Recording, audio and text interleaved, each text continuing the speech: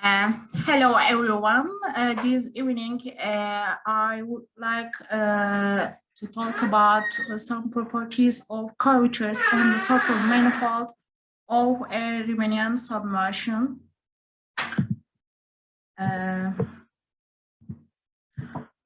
In this talk, we study Riemannian submersions whose total manifolds admit a Riemann soliton. Here we obtain some necessary conditions for which the sectional curvature of any fiber or base manifold of such a submersion is positive, negative, or zero.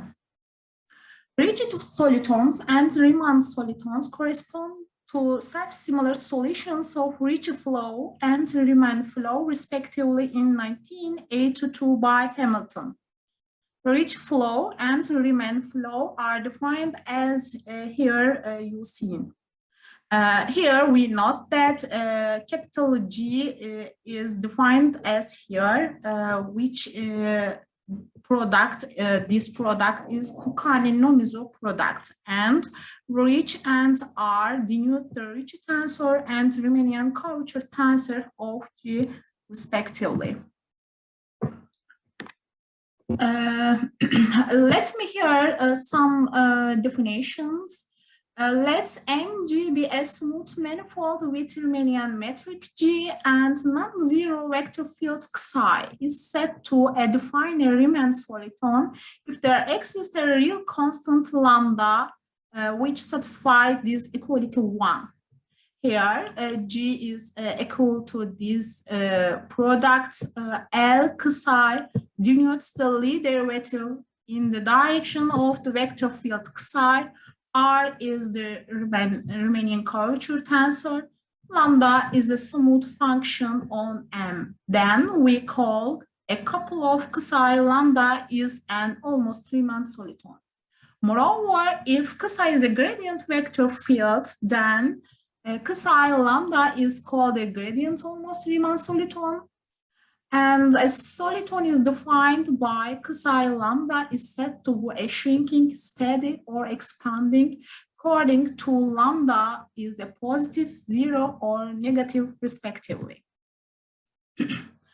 Let me recall here Kucani-Nomizo product for two tensor fields, T1 and T2, defined as here you see.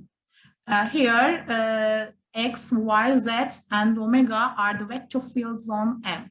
Then the Riemann soliton equation in equality 1 becomes this equality. Of course, Riemann solitons are natural of spaces of constant sectional curvature. It was proved that on a compact Riemannian manifold, Riemann solitons are gradient solitons. The notion of Riemannian submersion is very important in not only differential geometry, but also especially physics and mechanics, because they have many applications in Kaluza-Klein theory, Young-Mills theory, general relativity, and modeling and controlling of robotic chains. Hence, the Riemannian submersions have been studied for different kinds of spaces by many others.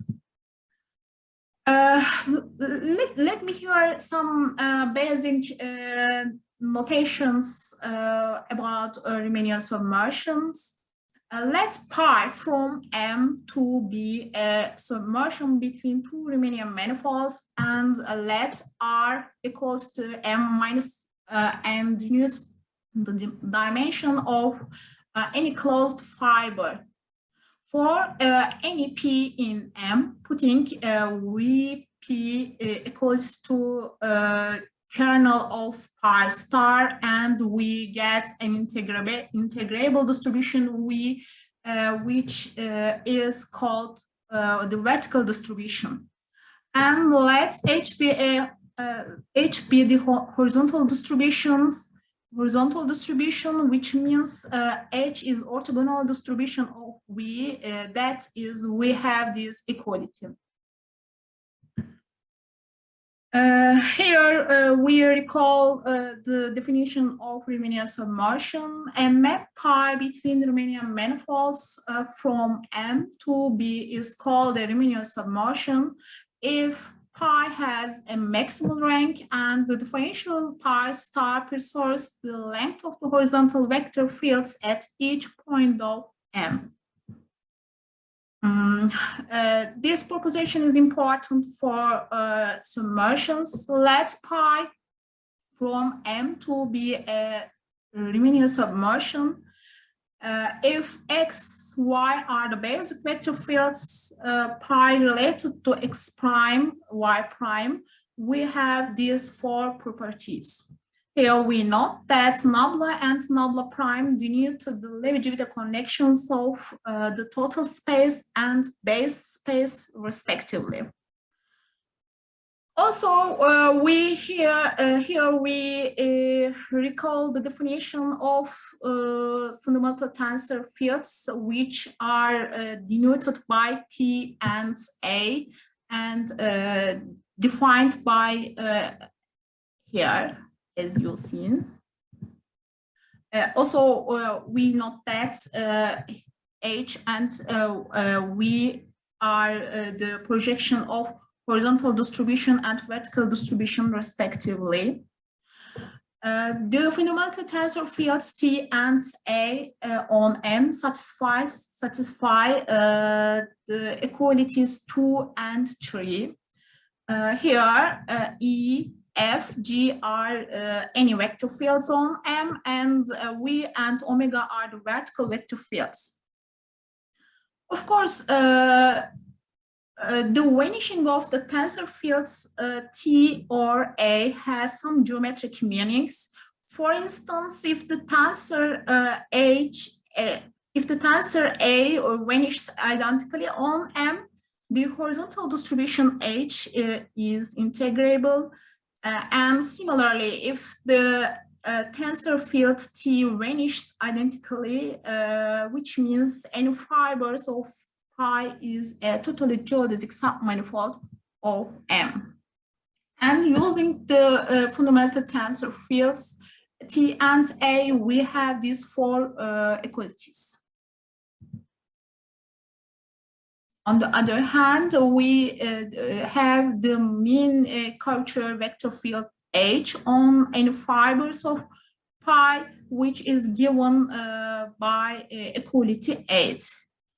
Such that n is equals to inequality 9. Using the equality 9, we have this relation, and due to the horizontal divergence of the horizontal vector field x by check delta x is given by equality 10. And on the other hand, any fibers of pi is totally umbilical if the equality 11 is satisfied. Here, H is the mean curvature vector field of pi in M. Furthermore, the rigid tensor ridge on the total space satisfies the which is, you can see here the equality 12 and 14, you see. We note that here x and y are the horizontal vector fields and u and omega are the vertical vector fields respectively. Here in this section we give our main results with this following. The theorems.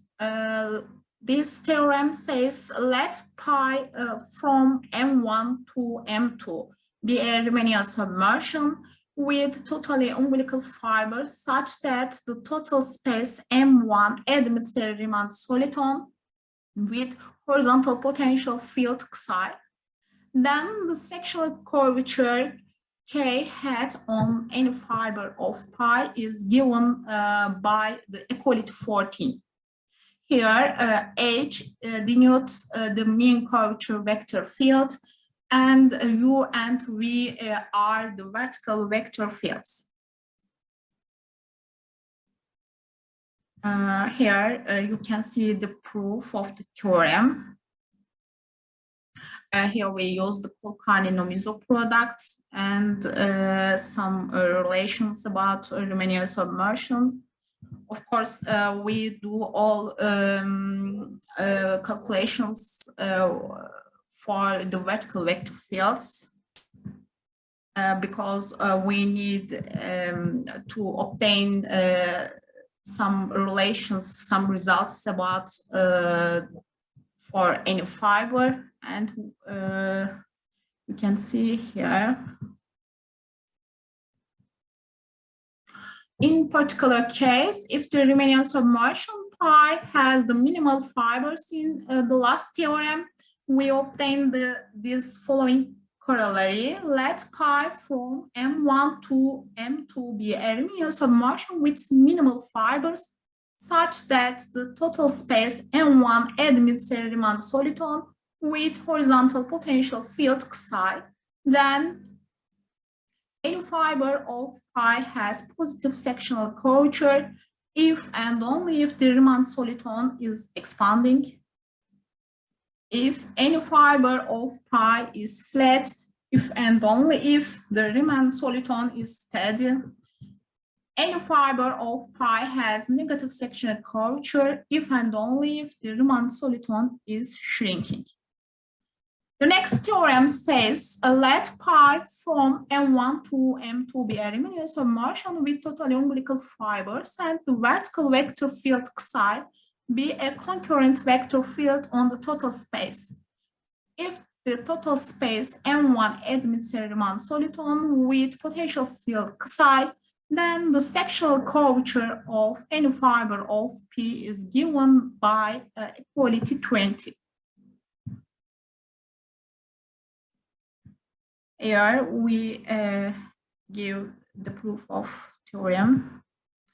And the next theorem says, let pi M1 to M2 be a Riemannian submersion whose total space admits a Riemann soliton with potential field psi. Then if the Riemann soliton is shrinking, then M2 has negative sectional curvature. If M2 has positive sectional curvature, then the Riemann soliton is expanding. If M2 is flat, then the Riemann soliton is expanding. If the Riemann soliton is steady, M2 has negative sectional curvature. You can see here the proof of the last theorem.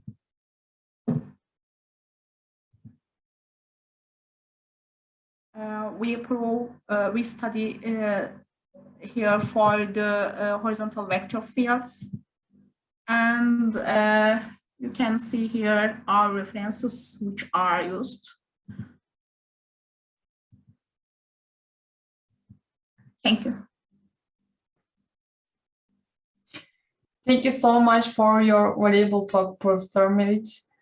Dear all participants, do you have any questions or comments to Professor Meriç?